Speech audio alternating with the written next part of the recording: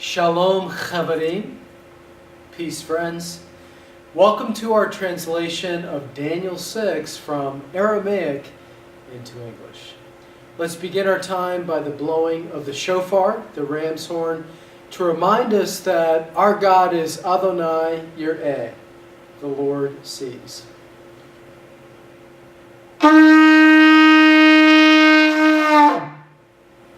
Amen. Amen.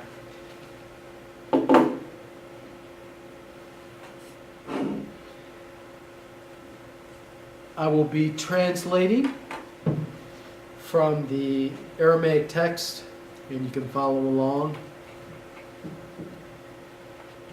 I'll read a little bit and then translate.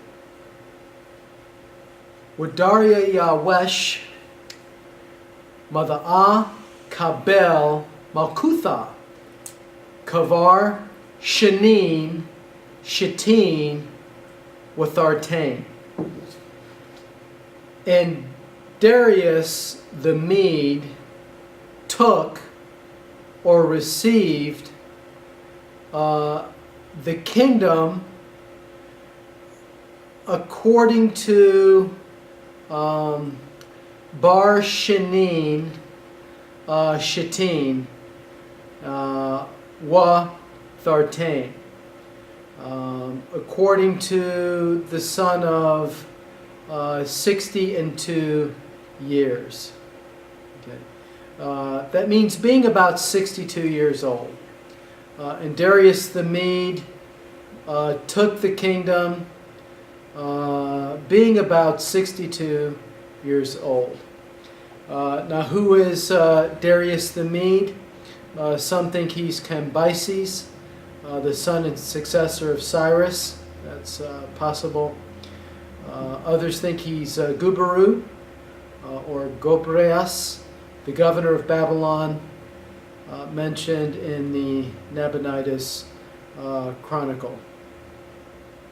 But be that as it may, I want to point out just the verb here, kabel, which is a D perfect third masculine singular from Kof Beth Daleth, or as it is often called, the Pa'el. It is the distributive form, to take or to receive.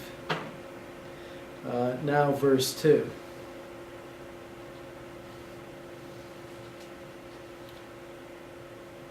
Shafar Kadam Daryawesh Wa Hekim Gal Malkutha La'achash Dar Panaya Me'a Wa Esrin Di Lehwon Bekol Malkutha. It pleased before Darius.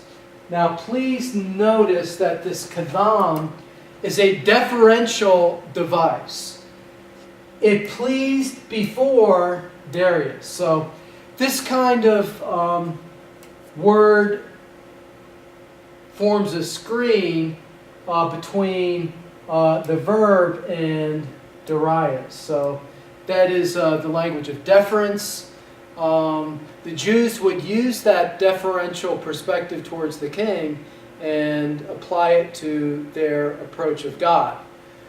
So that kadam is something you would not see in the Hebrew text. It pleased before Darius, and he set over the kingdom satraps. Satraps or governors. And that word, Achashtar Panaya, is an old Persian word. And how many did he set? 120, which should be Lehewon, that is a Pa'al or G in perfect third masculine plural, from hey, wow, hey, which should be over all the kingdom. Malkutha has the determined ending thought. The kingdom. Verse 3. And at this point, I'll probably just translate and point some things out as we go. Verse 3. And over from these, Sarakin, Talatha, 3 chiefs or overseers. Sarakin is a Persian word. There are 3 of them, of whom Daniel, Chad Menahon, first of them, that might give satraps. These satraps give to them the decree, and the king should have no injury. Should have no injury.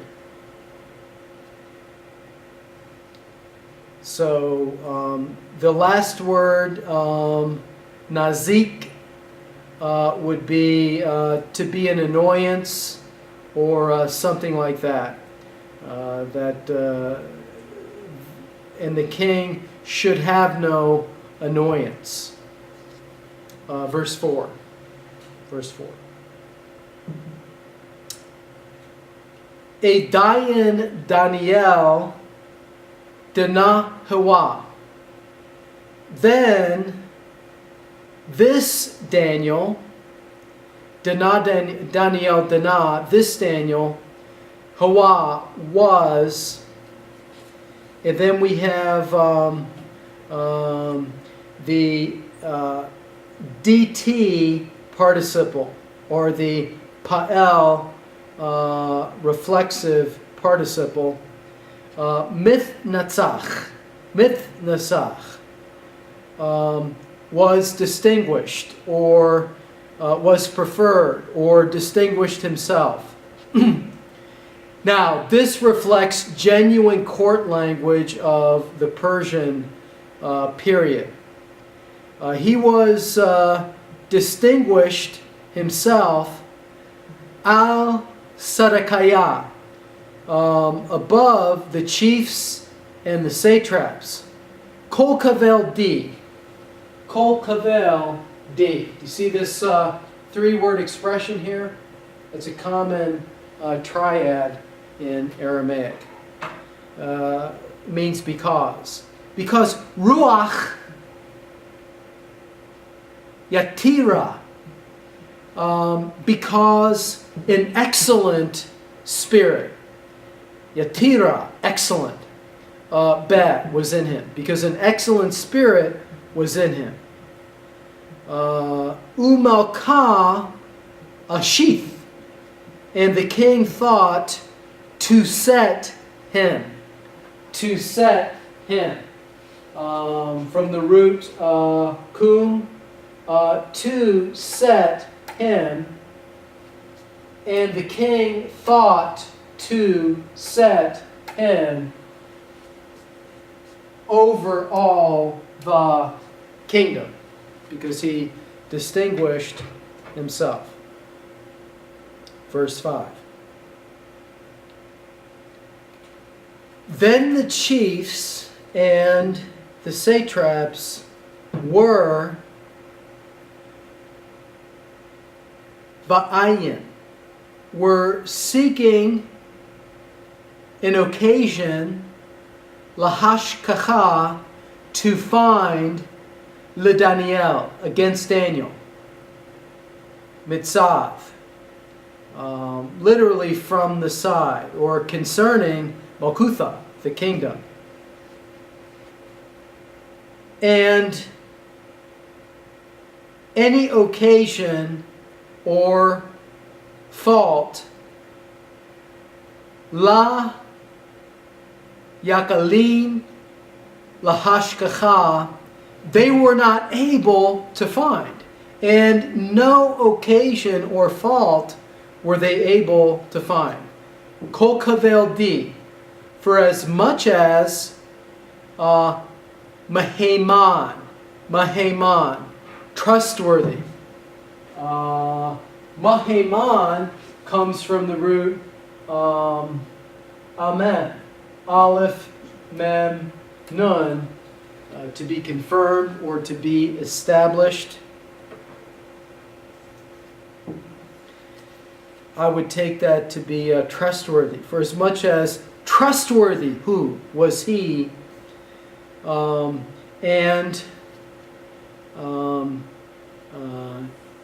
Any shalu, neglect. Now, this is more courtly language. Shalu is an Akkadian loanword. So notice we're seeing Persian and Akkadian loanwords in this rich text of Daniel chapter 6. Ushachitha, and fault, la hishtachachath, was not found. So when you have and any neglect and fault was not found, we can say, and no neglect nor fault was found, Alohi, concerning him. They couldn't find anything on this godly man, Daniel. Verse 6.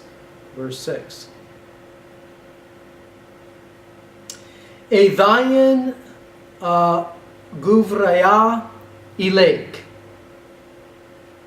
Then those men, amarim, were saying, that's a participle, masculine plural, and just in terms of the voweling, you have the Canaanite shift, right?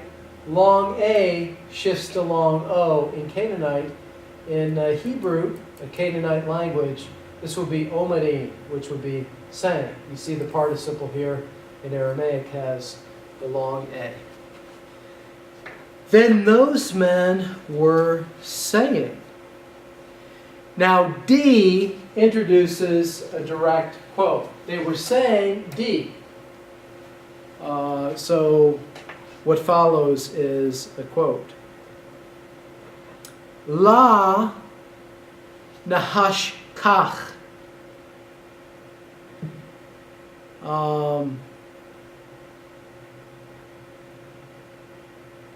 Will not find LeDaniel against Daniel this kol ilah, any pretext, lahain, except hash kachna, except we find Alohi concerning him, badath alahe, concerning the law of his God. The only thing that they might be able to find is something concerning the law of his God. So who is Alahe? His God. That would be the one true God, the God whom Daniel served. Verse 7. Then the chiefs and the satraps, and we have Elaine, which would make that demonstrative. Then these chiefs and satraps were coming to the king jointly. They assembled themselves together against the king. They were coming to the king jointly. And thus were saying to him, Dariawesh Makah, Darius the king. La'alamin hayi, to perpetuity live. Live forever. Live forever. That's the way they approached the king in the Persian court. verse 8.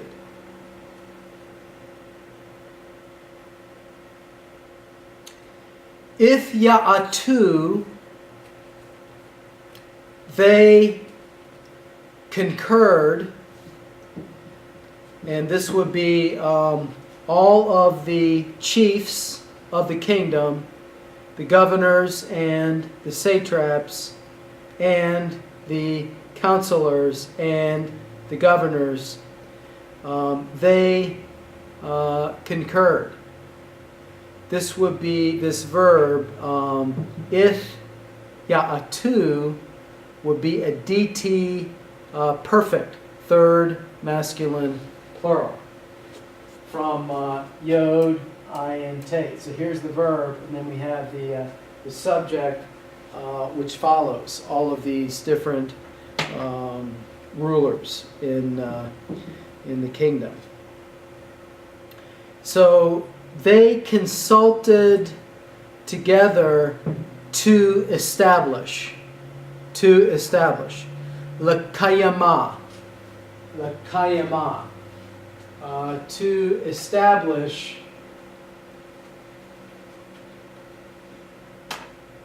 To establish kayam, which is a statute or a decree. It's a treaty or a covenant in the Targum of Angelos and Jonathan, the Targum of the Law and the Prophets, but here probably a statute or decree. So the statute or decree of the king, and to bond or obligation. A decree that kol di yiv'eh. Whoever will ask a petition from any god or man for 30 days, lahain, except from you, Malka, O king, yith remeh, will be cast. That's a GT form from Resh Mem Aleph. So the GT form from Resh Mem Aleph will be cast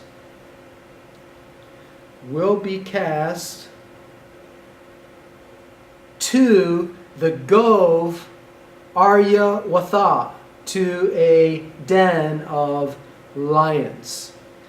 Now that's a word that you know from Hebrew. Aryeh is the word for lion. Yawatha, those are lions. To a den of lions. To a den of lions. Verse 9. Then, O king, Takim, you shall enact Esara, the injunction, and sign the writing that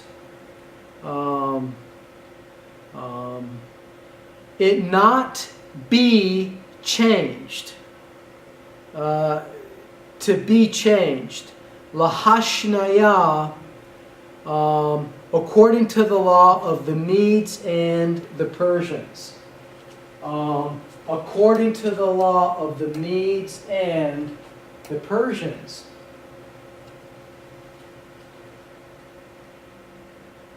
According to the law of the Medes and the Persians, which will not pass away.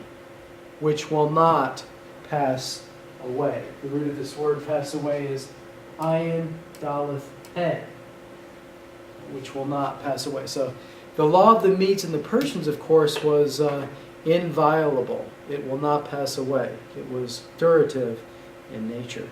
Verse 10. Verse 10. Kol kavel dana. Consequently, or in view of this, Malka, Dariawesh, King Darius. Rasham Kathava, signed the writing. Wa Esara, and the decree. So consequently, King Darius signed the writing and the decree. Verse 11. And as for Daniel, Kaviyada, when he knew Di Rashim, when he knew that it was signed, and what was signed was the writing, when he knew that the writing was signed, Gal, now Gal is the verb. Gal is the verb. It's from ayin, lamed, lamed. I know it looks like the preposition in Hebrew, but it is the verb in Aramaic. It's from ayin, lamed, lamed. Alal, which means to go. He went into his house, wakawin, and the windows being open, pathichan. That's a passive participle feminine plural from Pei Taucheth. And the windows being open led to him in his upper chamber, Negev Yerushalayim, facing Jerusalem, was Zimnin Telatha, and 3 times Bayoma a day, Hu Barek, he kneeled. He kneeled. Now, you know the word Barak having to do with blessing, but the word Barak is the word for knee. Barek is to kneel. He himself kneeled. He himself kneeled on his knees. On his knees. So this is a plural. You might expect a dual, but the dual is lost in Aramaic. So you're not going to see the dual in the Aramaic language. Umatzaleh, and he prayed, umodeh, and gave thanks, kadam alahe. So we see the deferential language again before his God. So God is so holy, you put a screen between yourself and God, before his God. So deferential kadam. Deferential, giving deference to God. And he prayed before his God. Kol kaveldi, just as he did from Kavmath Dana, just as he did aforetime. So verse 12. Verse 12.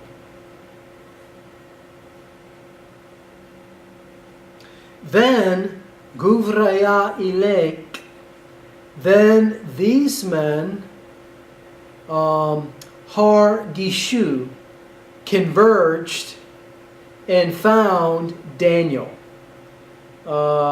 praying. Ba'e is a participle. Ba'e is a participle. Notice that this is the lack of the Canaanite shift. In Canaan, that would be along O, which then you could see clearly as a participle.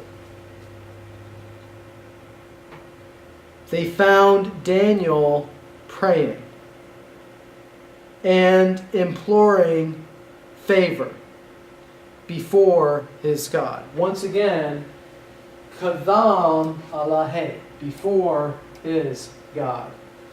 Deferential kadam, before his God. Verse 13. Then they came near and spoke Kadamaka before the king concerning the decree of the king.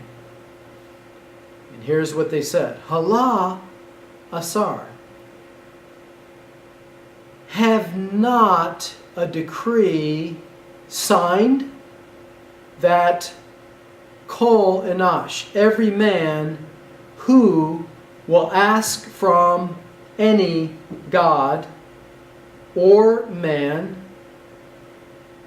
within 30 days, except from you, O king, he will be cast to Gov Arya Watha, to a den of lions. Question mark. Ane Makah. The king answered and said, that's a hendiadys. So we see this hendiadys in Aramaic. Hendiadys, 1 through 2, a singular verbal idea through 2 verbs. He replied. But that's why we see it in the Greek New Testament, because it's common in Aramaic, it's common in Hebrew. He answered and said. Then the king answered and said, Yatziva, true, Milatha.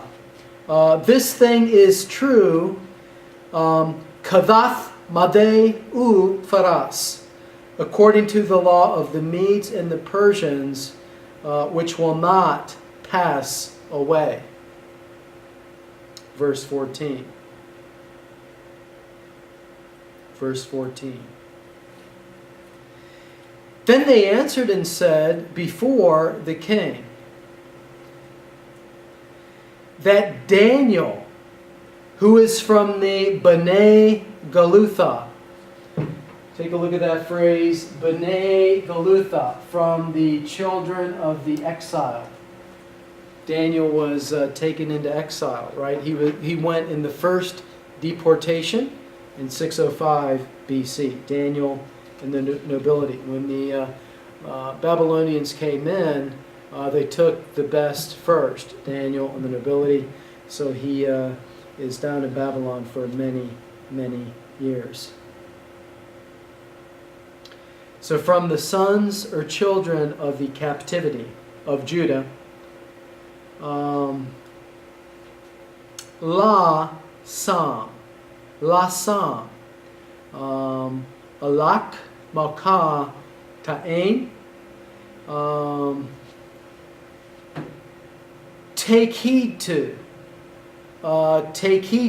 or have mind to, O king, the decree, and concerning the decree that you signed, and 3 times a day, Ba'e Ba'uthe, he asks his petition.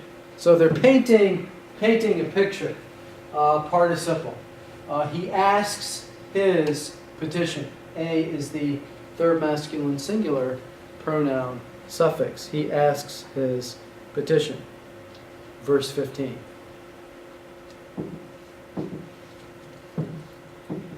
Then the king, when the word Shema he heard, Sagi,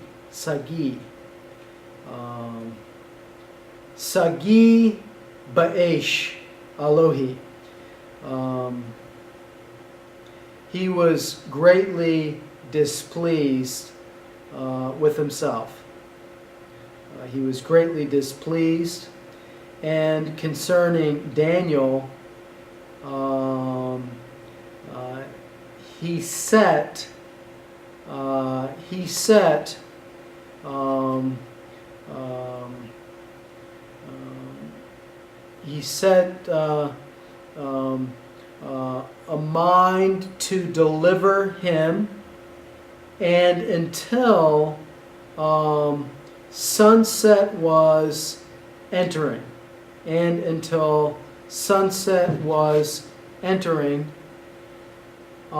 He was struggling to deliver him. So he was trying to figure out a way to deliver him. Verse 16. Then Guvraya Ilek, then those men, Hargishu, assembled unto the king and said to the king, Da, know, Malka, O king, that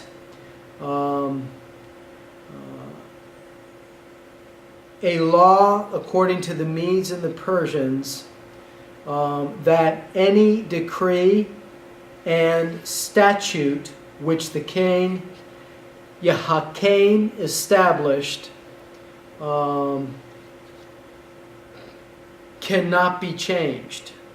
Cannot be changed. La lahashnaya. Verse 17. Verse 17. Then the king commanded, and they brought Daniel. And they brought Daniel. So here you see what's very common in Aramaic is you have lamed functioning as the object marker. And they brought Daniel. They brought Daniel. And they cast to the den of lions. Leguba de ar Yoatha, to the den of lions. And the king responded and said to Daniel, Allahak, your God whom you serve, Palach, whom you serve, him, whom you serve, him. So that would be a case of casus pendens, the preposed topic, the so-called leftist construction, whom you serve him continually, he must save you. He must save you. So the king knew that only the Lord could save Daniel from this den of lions. Verse 18.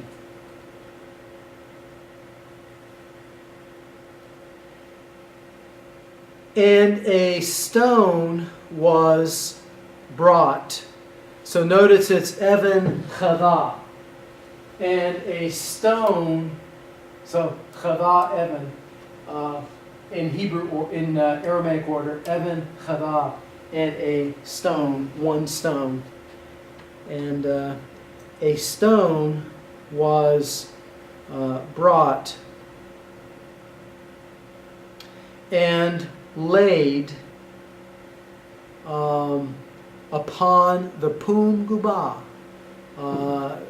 the mouth of the pit. The pit. So the idea of this den or pit is that the land is up here, there's a hole dug, and it is an underground pit.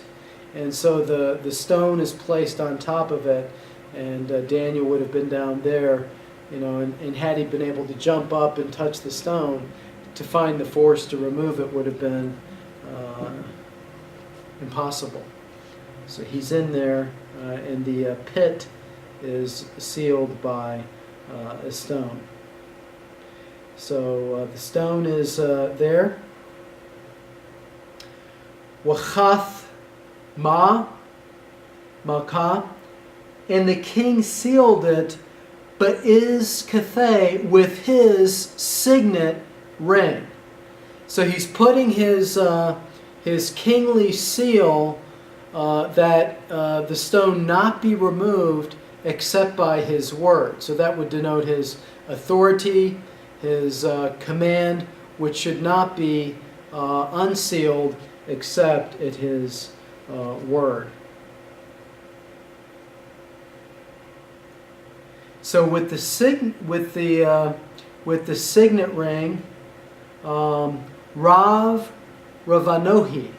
So this is a construct chain, and with the signet ring of his lords, that it might not be changed. And this would be Zavu Badaniel. That the will, disposition, intent might not be changed, but Daniel, concerning Daniel. It's kind of a rare use of ba, but concerning Daniel. His fate is sealed. The signet ring is placed over the stone. He's down there in the pit of lions, and it seems to be a set stage for a miracle. Verse 19. Then the king went to Hekale, his palace, and passed Tawath, passed the night fasting. Wa dachawan, and a divining board. A divining board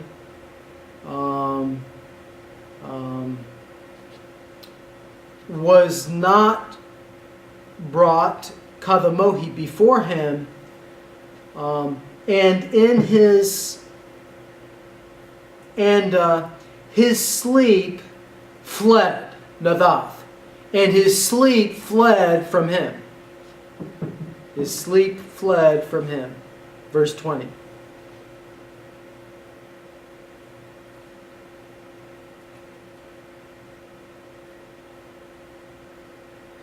Then the king, early in the morning, Yakum, arose in the daylight and in haste or trembling, Laguba bi Aryawatha, and in